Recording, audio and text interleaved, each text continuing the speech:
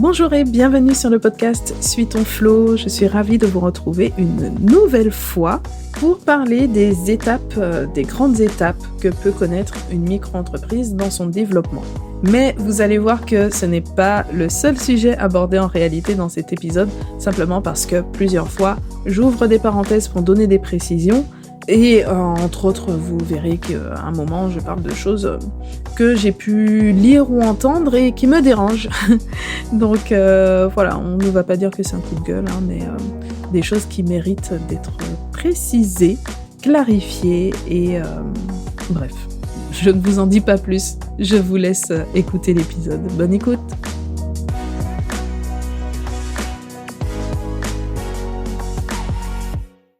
On le sait bien, il n'y a pas vraiment de normes en matière d'entrepreneuriat.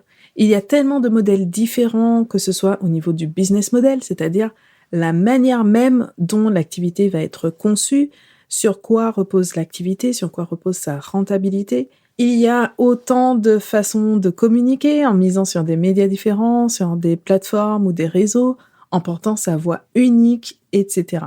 Et on va jusqu'à dire parfois que les idées ne sont pas importantes ou même que les idées ne valent rien. C'est un peu extrême dans la manière de le dire, mais c'est pour dire que ce qui fait l'entreprise, ce n'est pas une idée dans l'absolu, mais c'est surtout la manière de la concrétiser. Et ça, c'est extrêmement variable, sans qu'il n'y ait jamais une bonne manière de faire qui serait vraiment meilleure que toutes les autres dans l'absolu. Par contre, on peut quand même observer quelques schémas types qui peuvent servir un peu de cadre de référence ou pour des domaines très carrés comme l'administratif qui ne laissent pas beaucoup de possibilités de créativité. Parce que oui, parfois, on a des situations où on fait un choix. Il n'y a pas vraiment un choix meilleur que l'autre, mais différentes options et on ajuste par rapport à ça. Mais souvent, il y a une chose à faire et une manière de le faire. C'est carré. Et donc, on va profiter de ce contexte particulier pour décrire les grandes étapes qui constituent le développement d'une micro-entreprise en général, surtout si on prend l'angle administratif. Et donc, la première étape, ça va être la phase de pré-lancement. La création d'entreprise ne commence pas le jour de la création juridique ou administrative. Loin de là. La phase de préparation, elle va souvent prendre plusieurs mois avant de penser à déposer la fameuse déclaration d'activité pour officialiser son activité indépendante, donc auprès de l'administration et aux yeux du monde entier. Donc, que retrouve-t-on dans cette première étape ? Ce sont globalement tous les fondements de l'entreprise. On peut considérer qu'il s'agit d'un moment crucial dans la vie d'une entreprise, mais sans pour autant dramatiser. Rien n'est figé. On peut tout à fait changer d'activité, de clientèle cible, de modèle économique ou finalement de tout autre élément au cours de la vie de l'entreprise. Donc, l'enjeu ici, ce n'est pas de tout préparer de manière théorique et parfaite sur papier, de peaufiner ses plans vraiment à l'extrême en essayant de prévoir l'imprévisible, mais simplement de poser les fondations, les bases qui vont définir l'entreprise pour la lancer en ayant un minimum, un cap que l'on va suivre. Donc, en pratique, il va s'agir du moment où on va définir l'offre que l'on va vendre, on va déterminer à qui va s'adresser cette offre, comment on va la vendre en pratique, etc. Donc, on peut déjà mettre ici les bases de la communication aussi, ne serait-ce que pour définir sa stratégie de communication, le ton qu'on veut employer, la vision qu'on veut transmettre dans son activité, les moyens de communication qu'on va privilégier au moins dans un premier temps. Est-ce qu'on va utiliser un site web, un blog, les réseaux sociaux, lesquels, le réseautage, etc. Et pour le côté administratif, là aussi, on a une étape de préparation qui est très très très souvent négligée et pourtant qui a son importance. Alors son importance justement va varier en fonction du projet et surtout en fonction de la situation personnelle ou professionnelle du créateur d'entreprise. En pratique, on va s'intéresser au cadre dans lequel on va créer l'entreprise, c'est-à-dire le choix du statut, les éventuelles options, ou encore la date de création, qui est là aussi beaucoup trop souvent négligée, alors qu'elle peut avoir un impact financier important en fonction de la situation. Donc voilà pour cette première étape de pré-lancement. On passe à la deuxième étape, le démarrage. Une fois qu'on a bien cadré son projet, là c'est le grand moment, le moment du lancement. Alors, qu'est-ce qu'on retrouve à cette étape? La première action, bien sûr, ça va être la création en elle-même, c'est-à-dire le dépôt de la déclaration d'activité. C'est l'occasion de rappeler que tout ne s'arrête pas là. Il y a un certain nombre de démarches à réaliser après la création de son entreprise, même quand on a opté pour le régime de la micro-entreprise, donc ou auto-entrepreneur. Ok, c'est simplifié, mais il y a quand même des choses à faire. Et d'ailleurs, j'en parle dans l'article de blog Comment créer sa micro-entreprise en 5 étapes, ou même mieux, la checklist pour créer sa micro-entreprise, qui est directement extraite de ma formation Objectif Micro-entreprise et qu'on peut télécharger gratuitement. Donc, tous les liens utiles sont dans la description de l'épisode. On ferme la parenthèse et on revient donc à notre phase de démarrage de l'entreprise. C'est aussi le moment des premiers clients, donc où on teste notre offre grandeur nature. C'est le moment où on commence les premiers ajustements parce que rien ne vaut l'expérience du terrain pour construire une offre qui va être au plus près des besoins de nos clients, qui va vraiment correspondre à ce qu'on veut réaliser, et tout ça pour développer une activité en accord avec nos choix de vie par exemple, ou avec une vision forte, des valeurs qu'on veut défendre, une compétence qu'on veut mettre au service de nos clients. Bref, c'est le vrai passage à l'action et le début de la vie d'entrepreneur. Du point de vue administratif, démarrage d'activité, c'est synonyme de premier devis, première facture, premier contrat et aussi première déclaration. Donc là, c'est le moment où on entre dans la gestion courante. Ensuite, donc, on continue à développer son entreprise et on passe à la 3e étape, le passage à la TVA. Il ne s'agit pas vraiment d'une étape de développement à proprement parler, mais c'est un moment assez marquant pour être précisé. Et surtout, ça permet de rappeler simplement son existence, parce que beaucoup trop de créateurs d'entreprises, aujourd'hui encore, ignorent que oui, même en micro-entreprise, on est concerné par la TVA. Et là-dessus, j'ai même eu la surprise d'avoir des mauvaises informations qui sont parfois véhiculées par des experts comptables ou des juristes, alors que les règles ont évolué depuis plusieurs années. Donc, on revient rapidement sur ce point, je pense que ça mérite quand même quelques précisions.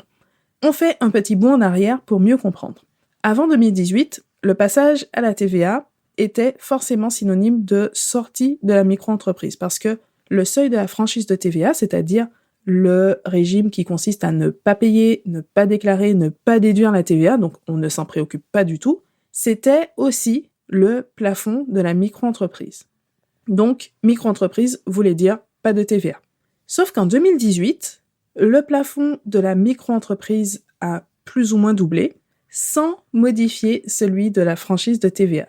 Donc, depuis 2018, un micro-entrepreneur doit obligatoirement passer à la TVA s'il ne remplit plus les conditions pour bénéficier de la franchise de TVA.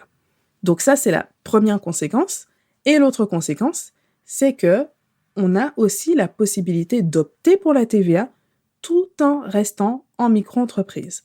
Et c'est là-dessus que je vois parfois encore de fausses informations où on prétend que le choix du statut va se faire en fonction de la TVA. Et ça, c'est faux. Donc, en pratique, lorsque l'entreprise atteint 36 500 € de chiffre d'affaires pour les prestations de services, 94 300 € de chiffre d'affaires pour une activité de vente, on doit passer à la TVA. Je donne le chiffre qui permet de le dire le plus simplement. En réalité, il y a plusieurs seuils, il y a une marge de tolérance. Ça dépend, on va parfois changer dès le premier jour du mois, sinon après 2 ans de dépassement, etc. Donc, je ne développe pas tout ça dans cet épisode. La règle est un peu plus complexe dans la transcription sur le blog. Je précise donc le lien qui renvoie à un article qui explique un peu tout ça.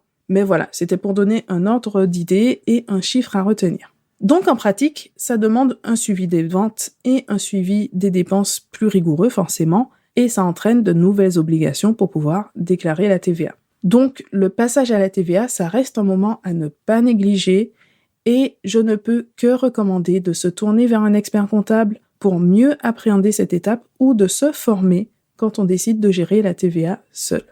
Ensuite, on continue notre ascension et on passe à la 4e étape, le franchissement du plafond de la micro-entreprise. Donc, si on poursuit dans l'idée du développement du chiffre d'affaires, c'est l'étape suivante. La limite aujourd'hui est fixée à 72 600 € pour les prestataires de services et 176 200 € pour les activités de vente. Donc là, c'est le chiffre à retenir en 2022. Ça change en 2023 parce que c'est réévalué tous les 3 ans. Mais voilà, quel que soit le moment où vous écoutez cet épisode, ça vous donne une petite idée. Alors d'abord, apportons quand même une petite nuance à cette notion de dépassement du seuil. En réalité, on n'est pas obligé de renoncer au statut d'auto-entrepreneur, entre guillemets, à la micro-entreprise, donc dès qu'on atteint ces chiffres. C'est quand on dépasse ce plafond pendant 2 années consécutives qu'on perd le droit au régime de la micro-entreprise. Et donc qu'on doit opérer le changement au 1er janvier de l'année suivante. Donc ça laisse largement le temps de voir venir et beaucoup d'indépendants vont tourner autour de ce plafond s'ils ne souhaitent pas un changement de régime forcé. Donc ils vont faire une année en dessous, une année au-dessus, etc. Et comme ça, ils gardent droit à la micro-entreprise. Beaucoup d'autres entrepreneurs, et là je pense qu'on est vraiment sur la majorité, vont rester tout simplement en dessous de cette limite. Mais ça ne veut pas dire qu'ils galèrent. On peut tout à fait rester en micro et bien gagner sa vie. Ça vaut aussi le coup de le préciser. L'auto-entreprise a été lancée dans un premier temps pour inciter à officialiser les petites activités complémentaires et favoriser la création d'entreprises, donc en simplifiant au maximum le démarrage du point de vue administratif. Mais on ne peut pas aujourd'hui se cantonner à cette image. Déjà, le régime en lui-même a beaucoup évolué parce que avant, effectivement, du coup, quand on était auto-entrepreneur, on était dispensé de pas mal de formalités. Aujourd'hui, c'est beaucoup moins vrai. Il y a quand même certains aménagements, comme la comptabilité qui est hyper simplifiée, d'accord, mais la plupart des obligations qui concernent tous les professionnels concernent aussi ceux qui sont en micro. Donc, voilà, aujourd'hui, une micro-entreprise peut vraiment être une entreprise à part entière, avec un vrai chef d'entreprise qui pilote son activité, qui contribue à l'économie et qui se procure un revenu confortable. C'était encore une parenthèse. Il y a beaucoup de parenthèses dans cet épisode. Je crois que j'ai plein d'autres choses à dire sur ces sujets. Et donc, ceci étant dit, la sortie de la micro-entreprise représente une étape très importante parce que c'est une sorte d'entrée dans la cour des grands. C'est à ce moment-là qu'on constate à quel point la micro-entreprise est vraiment simplifiée par rapport aux sociétés, par exemple. Et donc, la première question à ce stade, ça va être de savoir vers quoi évoluer. Alors, l'option la plus facile et rapide à mettre en place, c'est de rester en entreprise individuelle et simplement passer au réel. C'est-à-dire qu'on va prendre en compte les vraies charges, le vrai bénéfice pour calculer les cotisations sociales et les impôts. Ce qui veut aussi dire qu'on s'appuie sur une vraie comptabilité. Alors, ça reste le plus simple, mais ce n'est pas forcément la solution la plus appropriée. Je n'ai pas dit que ce ne sera jamais la solution la plus appropriée, mais simplement qu'il faut aussi se poser cette question donc pour regarder les autres options et faire un vrai choix.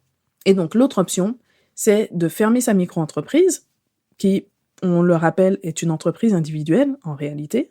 La micro-entreprise, c'est juste une forme, on va dire, un régime d'entreprise individuelle. Et donc, fermer sa micro-entreprise pour passer en société. Mais attention, d'un point de vue technique, cette opération doit être faite dans les règles de l'art, avec un accompagnement d'un expert comptable et éventuellement d'un avocat, parce qu'il ne s'agit pas simplement de fermer d'un côté et ouvrir de l'autre, c'est un peu plus technique que ça. Et donc en général, on va choisir entre le URL, c'est-à-dire une SARL unipersonnelle, à ne pas confondre avec l'ex-IRL, qui était une entreprise individuelle, mais qui aujourd'hui n'est plus possible. On ne peut plus opter pour le IRL. Donc, premier choix, le URL. Deuxième choix, la SASU, donc une SAS unipersonnelle. On ne va pas préciser ici les critères de choix entre ces différentes possibilités, mais on peut déjà dire que c'est à étudier donc au cas par cas, parce qu'il n'y a pas de statut ou de forme juridique qui soit vraiment plus intéressante que les autres de manière absolue. Mais on y reviendra dans un autre épisode prochainement. Donc, quatrième étape, on était à la sortie de la micro-entreprise parce qu'on dépassait les plafonds. Et donc, on va avoir une quatrième étape bis, c'est-à-dire qu'on est encore à la sortie de la micro-entreprise, mais cette fois de manière volontaire. Parce que la réalité du terrain, c'est que cette transition se fait le plus souvent de manière volontaire et largement anticipée par rapport à la limite de chiffre d'affaires. Ce qui va pousser à quitter la micro-entreprise, c'est d'abord le développement de l'activité, mais pas du point de vue du chiffre d'affaires. On va plutôt aller regarder ce qui se passe au niveau des charges, c'est-à-dire des dépenses de l'entreprise. Donc, rappelons les règles. En micro-entreprise, justement, on ne prend jamais en compte les charges réelles, mais plutôt un forfait, donc qui va être de 34, 50 ou 71% du chiffre d'affaires, selon la catégorie d'activité, et c'est ce forfait qui va représenter les charges. Mais concrètement, il arrive que les dépenses d'investissement, de matériel, de prestations de services qu'on va acheter dans le cadre de l'activité, donc qui se développe, fassent dépasser ce forfait de charges. Ce sera le cas si on veut embaucher un salarié, par exemple. Ou une autre situation délicate, c'est quand on veut travailler en collaboration avec une autre entreprise, que ce soit dans le cadre d'un partenariat ou d'une sous-traitance. Si on encaisse la totalité du prix, mais que la moitié de ce prix est reversé directement à une autre entreprise, on va quand même payer les cotisations sociales et les impôts sur la base de la totalité du prix, parce que ça correspond à la somme encaissée et donc, quand on est en micro-entreprise, ça correspond au chiffre d'affaires. Et donc, dans ce type de situation, on se pose assez vite la question de la rentabilité et de l'adéquation de la micro-entreprise à ce qui se passe vraiment dans l'entreprise. Et donc, on n'attend pas de se trouver dans l'obligation parce qu'on a dépassé les plafonds de chiffre d'affaires pour évoluer vers une autre forme d'entreprise. Et là encore, d'autres critères pourront entrer en jeu dans cette transition, comme la protection sociale ou encore le financement de l'activité si on souhaite avoir recours à un crédit par exemple. Voilà, donc pour résumer ce que nous avons vu dans cet épisode, pour décrire les quelques étapes clés du développement d'une micro-entreprise, on a la première étape donc de pré-lancement, c'est-à-dire toute la phase de préparation au lancement de l'activité. Ensuite, la phase vraiment de démarrage du lancement, des premières factures, des premières ventes, etc. Ensuite, quand on continue à développer son activité, on va arriver au moment du passage à la TVA. Et enfin, la dernière étape, la sortie de la micro-entreprise, soit de manière obligatoire parce qu'on a dépassé les limites de chiffre d'affaires, soit de manière volontaire et anticipée, simplement parce que la situation, le fonctionnement de notre entreprise, le niveau de charge, etc., tout ça, ça fait que la micro-entreprise n'est plus adaptée à ce stade par rapport à la manière dont l'entreprise s'est développée. Cet épisode est terminé, j'espère qu'il vous a plu. Vous pouvez me le faire savoir simplement en mettant une note, surtout si vous écoutez sur Apple Podcast ou sur Spotify, il y a les étoiles, vous mettez 5 étoiles et ça me fera super plaisir, ça m'encouragera et surtout ça aidera le podcast à se faire connaître. Vous retrouverez la transcription complète de l'épisode sur le blog j'aimelapaperasse.com avec aussi les liens utiles, donc ils sont dans la description de l'épisode ou dans la transcription sur le blog, donc tous les liens que j'ai pu citer au cours de l'épisode, avec notamment la checklist pour créer sa micro-entreprise, donc où on reprend vraiment la phase de création, avec les étapes à ne pas oublier, et donc ça, vous pouvez le télécharger gratuitement sur le site j'aimelapaperasse.com. On s'arrête là pour aujourd'hui, je vous remercie pour votre écoute, et je vous dis à très bientôt pour un nouvel épisode.